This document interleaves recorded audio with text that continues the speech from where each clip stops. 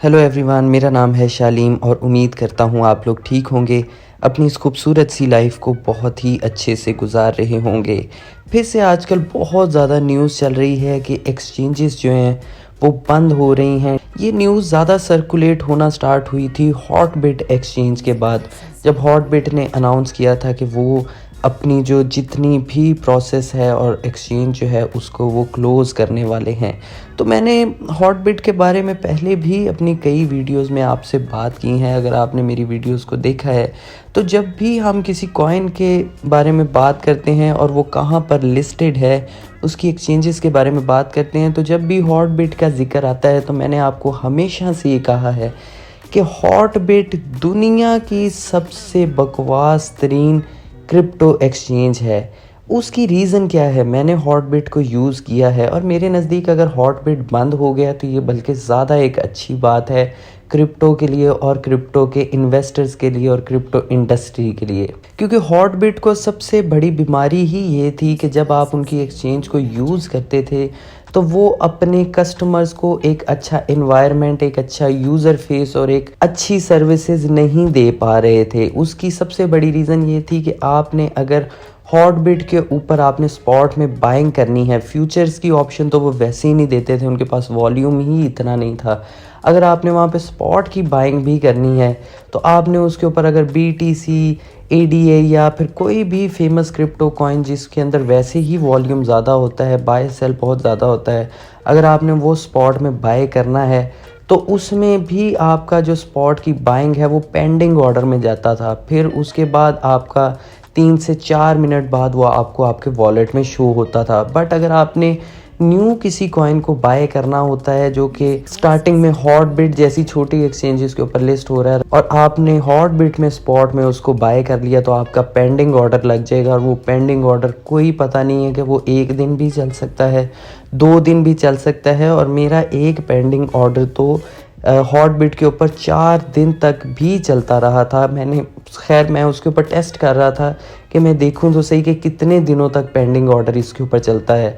तो वो ऑलमोस्ट 4 दिन तक पेंडिंग ऑर्डर स्पॉट बाइंग में हॉटबिट के ऊपर चलता रहा था। तो आप यहाँ से अंदाज़ा लगा सकते हैं कि कितना ज़्यादा वॉल्यूम कम था हॉटबिट का। उसके अलावा अगर आपने उसके ऊपर विड्रॉल करना है तो देखा जाए तो शायद आपके लिए या बाकियों के लिए ये चीज़ इतनी मैटर ना करे, बट मेरे जैसे दूसरे जो छोटे इन्वेस्टर्स हैं उनके लिए ये चीज़ बहुत ज़्यादा मैटर करती है कि उन्होंने रिस्ट्रिक्शन लगाई थी कि आप 20 से 30 डॉलर्स के बीच में ही विड्रॉल कर सकते हैं। अब बड़ी बड़ी एक्सचेंजेस जो हैं वो आपको ऑप्शन देती हैं कि अगर आपने USDT को विड्रॉल करना है तो आप मिनिमम $10 तक कर सकते हैं। $10 से ज़्यादा जितना आपका दिल करे आप करें, लेकिन कम से कम आपने $10 का विड्रॉल करना होता है। बड़ी बड़ी जितनी एक्सचेंजेस हैं, बाइनांस है, कॉइनबेस है, जितनी एक्सचेंजेस का आप नाम लें, वो कम से कम आपने $10 का विड्रॉल करना होता था। बट हॉटबिट के ऊपर ये रिस्ट्रिक्शंस थी कि आपने कम से कम $20 to $30 का आप मिनिमम विड्रॉल कर सकते हैं, इससे कम का आप विड्रॉल नहीं कर सकते। डिपॉज़िट करना है उसकी तो वो आपको ऑप्शन देता था कि आप 50 सेंट्स का भी डिपॉज़िट कर लें, बट अगर आपने विड्रॉल करना है तो वो कम से कम $20 to $30 का होना चाहिए। तो मेरे नज़दीक तो शुरू से ही मैं आपको अपनी वीडियोस में बताता हूँ कि हॉटबिट मेरे नज़दीक तो वैसे ही एक बहुत ही बकवास एक्सचेंज थी और पहले भी बहुत दफ़ा वो बंद हो चुकी है, उसके बाद दोबारा चली है, वो दोबारा बंद हो गई। मे बी हमें फ्यूचर में दोबारा भी वो मार्केट में आती हुई नज़र आए।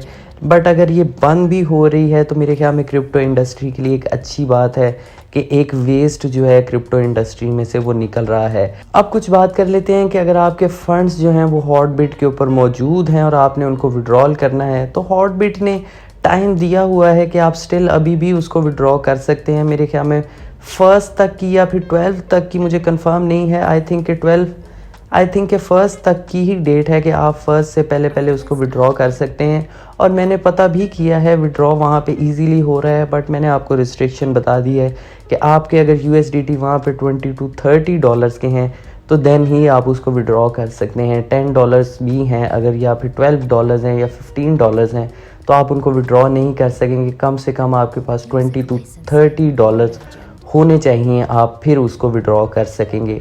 उसके अलावा अब ये बहुत बात चल रही है कि हॉटबिट जो है वो बंद हो गया, उसके बाद कौन सी एक्सचेंजेस बंद होंगी या बंद हो सकती हैं। तो मेरे नज़दीक बिल्कुल ये सेंट्रलाइज्ड एक्सचेंजेस बंद हो सकती हैं। अभी हमें हॉटबिट बंद होते हुए नज़र आई है, फ्यूचर में शायद हमें और एक्सचेंजेस भी बंद होती हुई नज़र आए। मेरे नज़दीक अगर मैं आपको अपना ओपिनियन बताऊं तो मेरे नज़दीक अगर सबसे ज़्यादा ख़तरे में कोई एक्सचेंज चल रही हैं तो उनमें एक तो हॉबी का नाम है, क्योंकि हॉबी बहुत ज़्यादा मुझे अब मिस्टीरियस सी एक एक्सचेंज लगना शुरू हो गई है। हमें कुछ नहीं पता कि इसके बैक एंड पे इसको कौन ऑपरेट कर रहा है और क्या चल रहा है। हमें अक्सर एक्सचेंजेस में हॉबी के बारे में बहुत नेगेटिव न्यूज़ देखने को मिलती हैं। उसके अलावा भी आप ये जो छोटी छोटी एक्सचेंजेस देखते हैं, ये बिग एक्स हो गई, इस तरह की छोटी छोटी एक्सचेंजेस ये ऑलरेडी ख़तरे में रहती हैं। xt.com है, बिटमार्ट है, ये चंद एक एक्सचेंजेस मेरे नज़दीक काफ़ी ज़्यादा ख़तरे में हैं, क्योंकि इनके रिजर्व्स के बहुत ज़्यादा इश्यूज़ हैं। क्योंकि मैंने आपको बताया है कि बिटमार्ट और xt का आप लोगों को भी पता होगा कि सिमिलर थी हॉटबिट के साथ ही, क्योंकि वॉल्यूम इनके पास ज़्यादा नहीं होता। मोस्टली जो है इनके ऊपर लिस्टिंग भी हमें देखने को नहीं मिलती, तो वॉल्यूम कम होने की वजह से कॉइन्स अपनी लिस्टिंग भी नहीं करवाते, बहुत ज़्यादा फीचर्स और यूज़र फ्रेंडली इंटरफेस भी प्रोवाइड नहीं करते। तो एक्सचेंजेस के ऊपर वॉल्यूम बहुत कम है, लोग बहुत कम यूज़ करते हैं। तो फ्यूचर में शायद ये भी हमें बंद होती हुई नज़र आए। हॉबी के बारे में थोड़ी सी बात मैं करना चाहूँगा, क्योंकि हॉबी जो है वो एक बहुत बड़ी एक्सचेंज है और किसी टाइम में ये आपको बाइनांस के बाद सेकंड नंबर पर नज़र आती थी, बट आहिस्ता आहिस्ता इसका वॉल्यूम बहुत स्पीड से गिर रहा है और Gate.io के पास आ गई है और बिग एक्स जैसी एक्सचेंजेस के साथ ये आना शुरू हो गई है रैंकिंग में। तो इसका वॉल्यूम बहुत स्पीड से गिर रहा है और मोस्टली कंट्रीज़ में इसका लाइसेंस भी कैंसिल हो रहा है। बट हॉबी की एक बात है कि जो इसके ओनर हैं, जो इसके सीईओ हैं जस्टिन सन, जिनका कॉइन है ट्रॉन, वो इसको किसी ना किसी तरह मैनेज अभी फ़िलहाल करते जा रहे हैं और किसी तरह उन्होंने इसको संभाला हुआ है। आई डोंट नो कि सही तरीके से संभाला है या इसको फेक अराउंड कर रहे हैं, बट स्टिल उन्होंने इसको संभाल के रखा है। तो बहुत ज़्यादा प्रॉब्लम हॉबी से रिलेटेड भी नहीं है, बट हॉबी अगर बंद होती है तो शायद हमें क्रिप्टो मार्केट में एक बहुत बड़ा डाउनफॉल देखने को मिले, क्योंकि फ्यूचर में भी और अभी भी स्टिल एक अच्छी बड़ी एक्सचेंज है, बट आहिस्ता आहिस्ता इसका वॉल्यूम जो है वो कम होता जा रहा है और इसकी जो रैंकिंग है वो भी काफ़ी ज़्यादा नीचे जा रही है। इसीलिए मैंने ऑलरेडी काफ़ी सारी वीडियोस बनाई हैं कि आप जो अपने फंड्स हैं उनको डिसेंट्रलाइज वॉलेट में करें। आप इस वीडियो को देख सकते हैं, मैंने एक शॉर्ट वीडियो भी बनाई है, आप इसको भी देख सकते हैं। तो अपने फंड्स को सेव रखें। बेशक आपने अगर बुल मार्केट में इन्वेस्टमेंट की है और अभी आपके फंड्स की फंड्स जो है वो बहुत कम रह गए हैं, बट आप ये भी सोचें कि आगे फिर बुल मार्केट आ जाएगी तो आपके फंड्स दोबारा रिवाइव कर जाएंगे, आपके फंड्स फिर ज़्यादा हो जाएंगे। तो उनको स्टिल संभाल के रखें। एक्सचेंजेस जो है वो कोलैप्स बंद होती रहती हैं और आगे भी होंगी। उसकी एक सबसे बड़ी रीज़न एक ये भी है कि बियर मार्केट चल रही है। अब बियर मार्केट में एक्सचेंजेस के पास जो रिज़र्व होते हैं, बियर मार्केट में उनकी वैल्यू बहुत कम हो जाती है और लोग ज़्यादातर ट्रेड भी नहीं करते, घबरा जाते हैं कि बियर मार्केट चल रही है, हमारे फंड्स वेस्ट हो जाएंगे। तो एक्सचेंजेस के ऊपर वॉल्यूम बहुत कम होता है, जो रिज़र्व होता है उसकी वैल्यू कम हो जाती है। तो बियर मार्केट में वैसे ही सेंट्रलाइज्ड एक्सचेंजेस को बहुत ज़्यादा ख़तरा होता है। तो आप भी अपने फंड्स को सेव रखिए, उनको डिसेंट्रलाइज वॉलेट में कीजिए।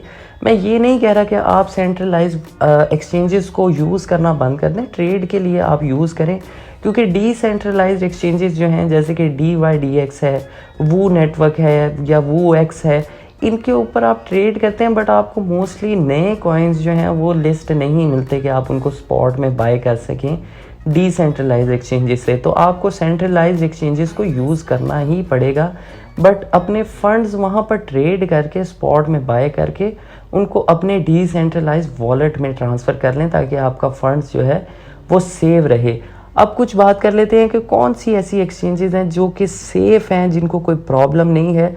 तो मोस्टली जो लोग ये बातें कर रहे हैं कि बहुत सारी एक्सचेंजेस ख़तरे में हैं और बड़ी बड़ी एक्सचेंजेस ख़तरे में हैं, तो मेरे नज़दीक ऐसी कोई बात नहीं है। हॉटबिट एक बहुत ही छोटी एक्सचेंज थी और वॉल्यूम था नहीं, बंद हो गई, इसमें कोई हैरानगी वाली बात नहीं है। तो बाकी भी जो हॉटबिट जैसी एक्सचेंजेस हैं, xt.com है या बिटमार्ट है, ये भी शायद फ्यूचर में बंद हो जाएं, तो इससे बहुत ज़्यादा कोई नेगेटिव इम्पैक्ट नहीं पड़ने वाला, क्योंकि वॉल्यूम ऑलरेडी बहुत कम हो रहा है इनका। अगर सेफ़ एक्सचेंजेस की बात की जाए कि कौन सी एक्सचेंजेस सेफ़ हैं, अगर आप अपने डिसेंट्रलाइज वॉलेट में नहीं रखना चाहते, आपने फिर भी एक्सचेंज में ही रखना है, तो बाइनांस एक अच्छी एक्सचेंज है। बाइनांस के लिए फ़ंड बहुत ज़्यादा चलता रहता है, बट स्ट्रॉन्ग एक्सचेंज है, बहुत ज़्यादा पैसा है बाइनांस के पास, तो कुछ होने नहीं लगा बाइनांस को। तो आप इसमें अपना फ़ंड रख सकते हैं, कॉइन बेस में रख सकते हैं, KuCoin में भी आप रख सकते हैं, और OKX भी बहुत बड़ी एक्सचेंज है, बहुत अच्छी एक्सचेंज है, इसमें भी आप अपने फंड्स को सेफली रख सकते हैं। बट मैं आपको प्रेफर यही करूँगा कि आप डिसेंट्रलाइज वॉलेट में ही रखें। बट अगर आपने फिर भी एक्सचेंज में ही रखने हैं तो आप इन 4 एक्सचेंजेस को कंसीडर कर सकते हैं। उसके अलावा एक चीज़ का ध्यान रखा कीजिए कि किन एक्सचेंजेस पर वॉल्यूम नहीं आता। अब जो एक्सचेंजेस तो आपको IOU लिस्ट करती हुई नज़र आती हैं कि प्री सेल में आप वहाँ पर जाके अपने टोकन्स को बुक कर सकते हैं, IOU लिस्ट कर रही होती हैं, उन एक्सचेंजेस से दूर रहा कीजिए, क्योंकि उनके पास वॉल्यूम नहीं होता। तो वो हाइप जनरेट करने के लिए, अपने एक्सचेंज की वॉल्यूम जनरेट करने के लिए IOU को लिस्ट करती हैं। उसमें अब आप देख सकते हैं कि जब पाई नेटवर्क की बात हो रही थी तो होबी ने सबसे पहले पाई नेटवर्क का IOU लिस्ट करके ये छेड़ डाली थी। उसके बाद फिर हॉटबिट ने भी किया है, XT ने भी किया, बिटमार्ट ने भी IOU लिस्ट किया। तो हॉबी जो है वो भी IOU बहुत ज़्यादा लिस्ट करता है। हॉटबिट भी बहुत ज़्यादा IOU लिस्ट करता था, जो कि अब बंद हो गई है। ब्लर कॉइन का IOU जो था हॉटबिट ने लिस्ट किया था। तो ये जो IOU लिस्ट करने वाली एक्सचेंजेस हैं, इनका भी थोड़ा सा ध्यान कीजिए। ये अपनी एक्सचेंज के पास इनके वॉल्यूम नहीं आ रहा होता, वॉल्यूम जनरेट करने के लिए ये IOU लिस्ट करती हैं। तो ये छोटी सी एक वीडियो थी, मुझे लगता है कि काफ़ी लंबी बन गई, छोटी तो मैंने एम ही कह दिया, बट डरने वाली कोई बात नहीं है। सेंट्रलाइज्ड एक्सचेंजेस हैं, बंद होती रहती हैं, नई भी आती रहती हैं। जाहिर सी बात है, पुरानी जो एक्सचेंजेस जिनके पास वॉल्यूम नहीं है और काम अच्छे से नहीं कर रही, वो बंद होंगी तो अच्छी एक्सचेंजेस हमें दोबारा आती हुई नज़र आएंगी। तो घबराने वाली बात कोई नहीं है।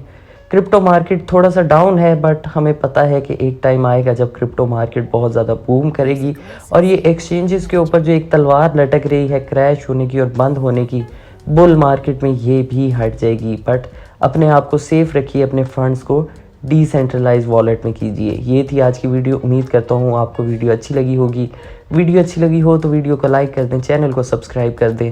मेरे इंस्टाग्राम का लिंक नीचे डिस्क्रिप्शन में है, आप वहाँ भी मुझे फॉलो कर सकते हैं। मुझे दें इजाज़त, बाय।